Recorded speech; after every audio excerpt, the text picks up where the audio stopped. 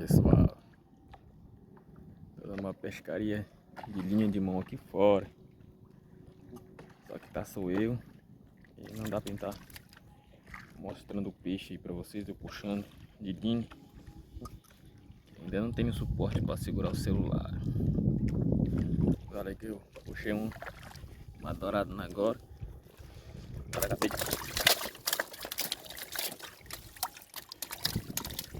de puxar um filhotinho. E aí eu ia pescar de rede, mas o boto não dá tempo. E aí ele vem, rasga tudo a rede, come tudo o peixe. E aí a gente não consegue pegar. Aí eu resolvi ficar pescando de linha.